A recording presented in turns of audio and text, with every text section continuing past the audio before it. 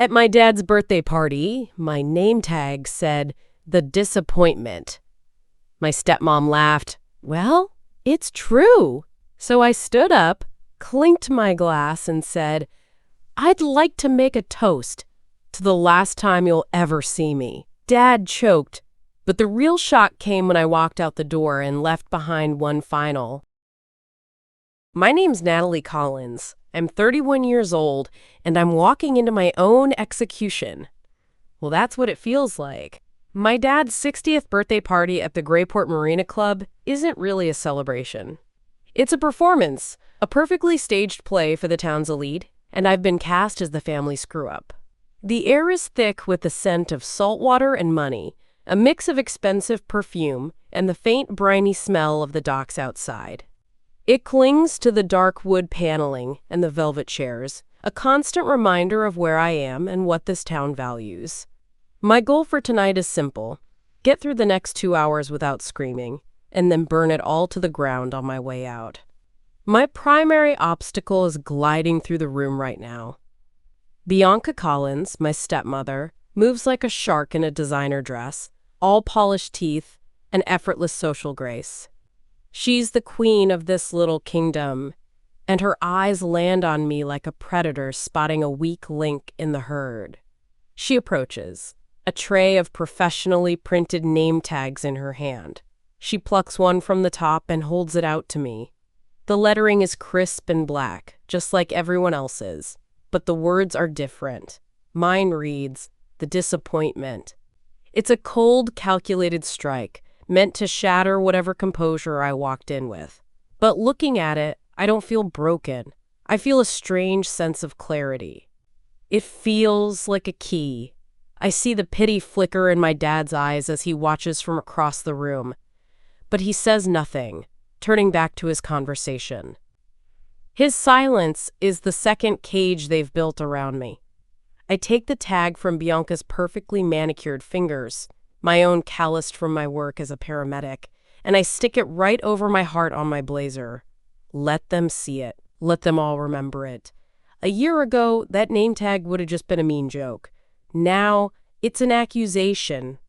It all started when a check for $18,400, meant for the Greyport Youth Music Program, vanished from my mother's foundation. The money was supposed to buy instruments for kids who couldn't afford them. The rumor started quietly. A poison dripped into the town's bloodstream, and I knew the source was Bianca. The story was simple and believable. Natalie, the struggling paramedic with that little hobby podcast, must have taken it. She was always so resentful, so different. Sponsors for my podcast, Low Tide, began pulling out. Old friends started dodging my calls. Within a month, Greyport had branded me a thief. I went to my dad, my hands shaking as I laid out the facts. I had no access to the foundation's accounts, no motive, nothing to gain from stealing from a program my own mother had championed. He just looked tired. He didn't want facts. He wanted me to go make things right with Bianca, to apologize for rocking the boat, for making things uncomfortable. His refusal to believe me was the real theft. He stood by and let Bianca steal his trust in his own daughter, and he handed it over without a fight. That night, sitting in my car overlooking the gray, churning ocean, I stopped trying to talk my way out of their lie. I decided I was going to have to dig my way out instead. My first move was to try and fight their fiction with facts. It was a stupid, naive mistake. I called a meeting with the foundation's treasurer, a man who used to bring me candy apples from the fall festival every year. He canceled twice. The third time, his voice was strained over the phone. He told me the matter was resolved internally and that any further questions were unhelpful. That was Bianca's language, sanitized and corporate. She'd gotten to him. The system, her system, was already closing ranks to protect itself. I tried my dad one last time. I sent him a carefully worded email, attaching my own bank records, showing my pathetic savings account, and the student loan payments that ate up half my paycheck. It was proof that I wasn't secretly living it up on stolen grant money. He never replied. That silence was the final confirmation. It was my first major loss in this fight. The cold, hard realization that the truth didn't matter to them. Their version of the story, the one where I was the villain and they were the graceful victims, was more comfortable, more convenient. My options narrowed to a single path. I couldn't go through them. I had to go around them. And my podcast was no longer just a hobby. It was about to become a weapon. I started where anyone would, with the Collins Community Arts Fund's public filings. The documents were a swamp of confusing language, deliberately designed to make your eyes glaze over. Daniel Price, my producer, and the only person in town who still looked me in the eye, helped me build a simple spreadsheet. We started plugging in the numbers, tracking every expense over the last 3 years. The first reveal hit me like a punch to the gut. It wasn't just one missing check. It was a pattern, a slow bleed. Over $300,000 had vanished into vague categories like consulting fees and community outreach initiatives. There were no detailed reports, just lump sum payments to companies I had never heard of. Then I found it. Tucked into a stack of grant approvals from 2 years ago was a signature from my late mother. It was authorizing a $50,000 payment. But the date on the document was 6 months after she died. It was a clumsy, arrogant forgery. They hadn't even tried to make it look real. That was the first piece of hard, undeniable proof. This wasn't some sloppy accounting error. This was calculated, methodical theft. The grief hit me first, a fresh wave of it that I hadn't felt in years. Then came the rage, hot and sharp. They weren't just stealing money. They were using her memory to do it. They were erasing her. For a moment, I thought the forged signature was enough. I thought one piece of solid evidence could cut through the lies. I burned a source I trusted, a local journalist who had written a nice piece about my mom years ago. I anonymously sent him a clear, scanned copy of the forged document, circling the date and her signature. I expected a callback within the hour, a front-page story. The story was killed in less than 24 hours. The journalist called me from a blocked number later that night, his voice a nervous whisper. He said his editor got a call directly from Bianca's office. The conversation was short, and the story was dead. That was the moment my entire strategy changed. There was no one in Greyport who could help me. The police chief played golf with my dad. The newspaper editor was on the board of one of Bianca's charities. The entire town was her territory, and I was an invader. I had to build a case so big, so loud, and so public that she couldn't silence it. The perfect deadline fell right into my lap. My dad's 60th birthday. It was the ultimate stage. All of Bianca's allies, all the people who smiled at her and whispered about me, all in one room, celebrating the very family she had so thoroughly corrupted. My plan pivoted from simply clearing my name to total demolition. I wasn't just taking back my reputation, I was taking back my mother's legacy. The real truth, the one that turned this from a mission into a crusade, was hidden in the details of those shell companies. The consulting firms receiving tens of thousands of dollars from my mother's fund didn't really exist. They were just names on paper, registered to post office boxes in the next state. It was a dead end, until I had a stupidly simple idea. I started cross-referencing the payment dates from the fund's records with Bianca's social media. And there it was. A $30,000 payment to Coastal Strategic Solutions went out on the same Tuesday she posted a smiling photo of her brand new Marble Island. Another $45,000 to Harborview Group was transferred the day her contractor posted a picture of her finished kitchen remodel, tagging her in it. She wasn't just stealing. She was using my mother's legacy, the money meant to give kids a chance at art and music, to pay for her new granite countertops. The sheer audacity of it left me breathless. This is when I made my irreversible choice. I reached out to Erin Lopez, a junior staffer on the town council. I knew she was terrified of Bianca. I'd seen the way she flinched when Bianca entered a room. I didn't threaten her. I offered her a way out. I told her I had an executive producer, Maya Turner, at a national network who was already interested in Low Tide for a limited series. I offered her immunity and a clean escape. I also accepted the personal cost. This would shatter my family. My dad, who refused to see the truth, would be collateral damage in a war he didn't even know was being fought. My goal was no longer just personal, it was systemic. I would expose Bianca, dismantle her entire network of enablers, and rebuild my mother's fund from the ashes, completely outside of my family's toxic control. Bianca must have sensed something was shifting, because the retaliation was swift and decisive. I was no longer just a ghost to her, I was a threat. The first warning shot came one morning when I walked out to my car. It was gone. I'd parked it in a legal spot right outside my apartment, but it had been towed. When I finally got a hold of the towing company, they gave me some nonsense story about a complaint. I looked up the company's owner. He was one of Bianca's biggest donors. A week later, my supervisor at the paramedic station called me into his office. He looked uncomfortable.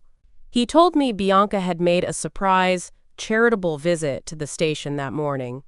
During her tour, she'd pulled him aside and mentioned how worried she was about my stress levels, how I seemed to be under a lot of pressure. It was a clear, unmistakable threat to my job, my only source of income. My world started to shrink. My apartment didn't feel safe. My job didn't feel secure. I started checking over my shoulder when I walked down the street, assuming every stranger giving me a second glance was one of her spies. The public consequences were terrifyingly clear. Bianca's power wasn't just social, it was practical. She could touch any part of my life in this town and squeeze.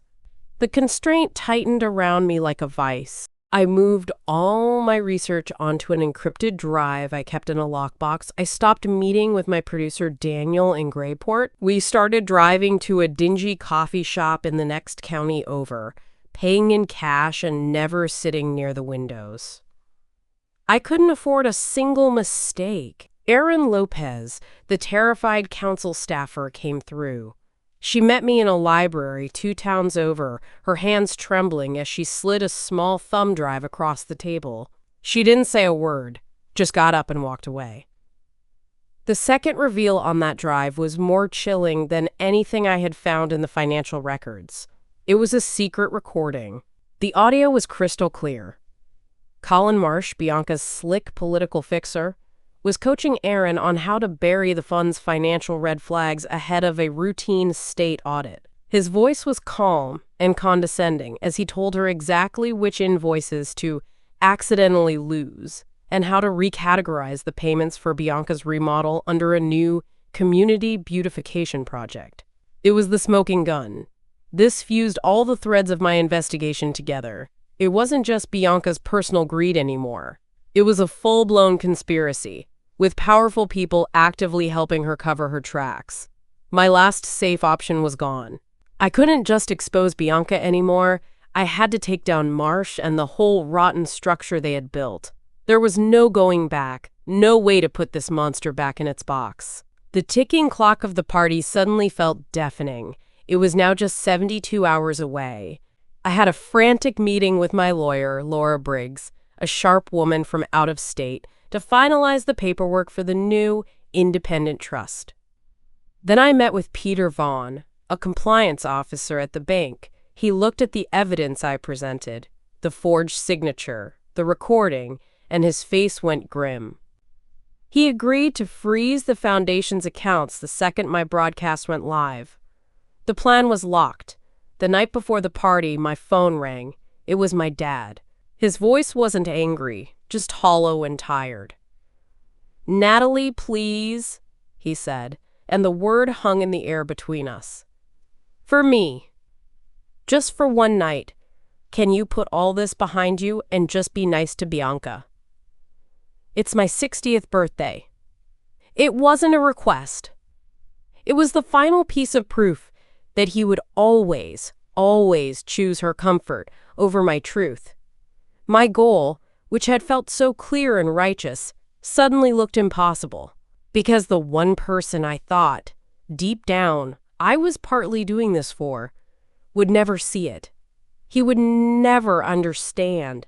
My core wound, the quiet, lifelong belief that I was disposable to him, was torn wide open. My isolation felt absolute.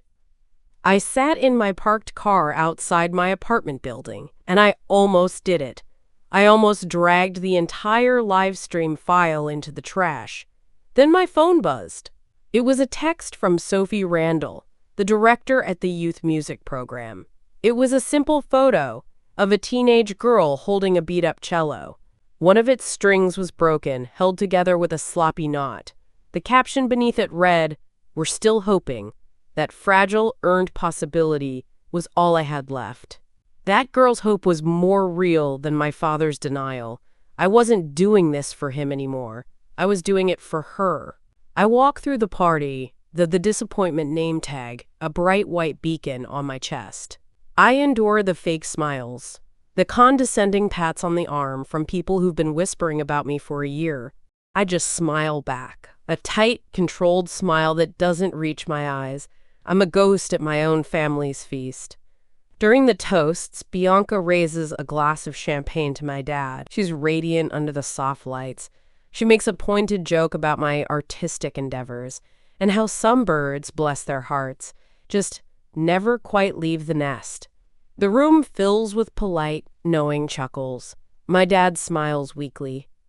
When it's my turn, I walk to the front, my footsteps silent on the thick Persian rug. I keep it short. I raise my glass. To my dad on his 60th, I say, my voice steady. And to everything my mother believed in. I pause, letting my eyes sweep across the room, meeting Bianca's gaze for a fraction of a second. And this is for the last time you'll see me here. Before anyone can process it, I walk toward the exit, placing a single, heavy cardstock envelope on the dessert table.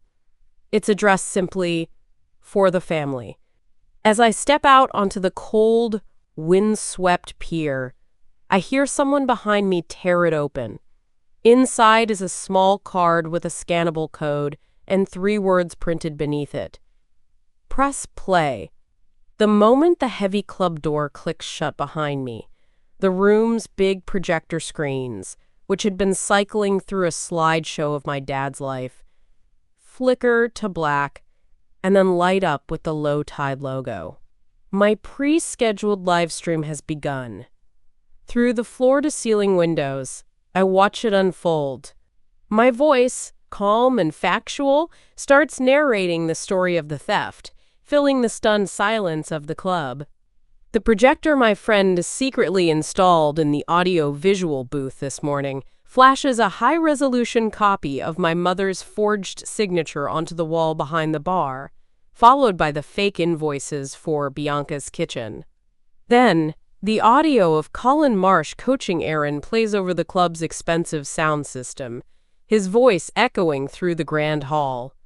Guests pull out their phones, scanning the code from the card, realizing it links directly to the same stream, now broadcasting nationwide.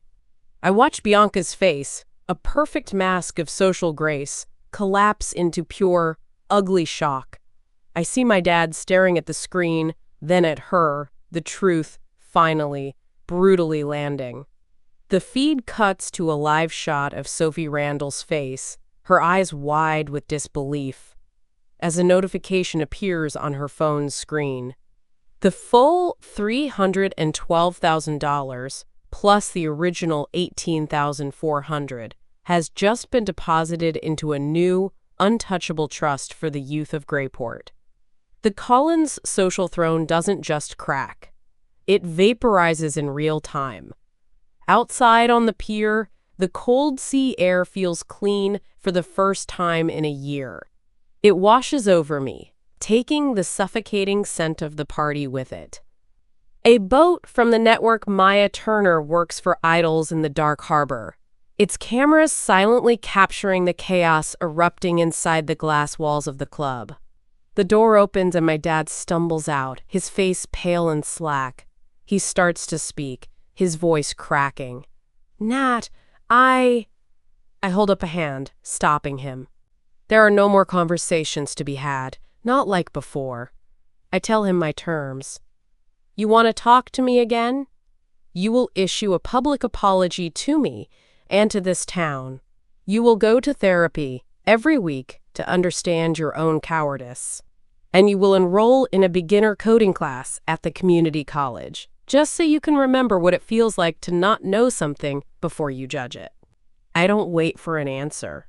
The cost of this victory is the father I always thought I had, the one I kept hoping would show up. I see now that he never existed. I get in my car and I don't look back in the rearview mirror. Weeks later, I'm in my new podcast studio, the one funded by the network deal. I take the disappointment name tag out of my pocket, I smooth it out and hang it on a single nail on the wall right above my microphone. It's not a brand of shame anymore. It's a trophy. It's a reminder that even in a place where the social tides seem fixed, the water always, always turns. Their story is over, but maybe yours is just beginning. If you've ever had to fight to be heard, to reclaim your own truth, share your story in the comments below. Don't forget to subscribe and hit that notification bell so you don't miss what we uncover next.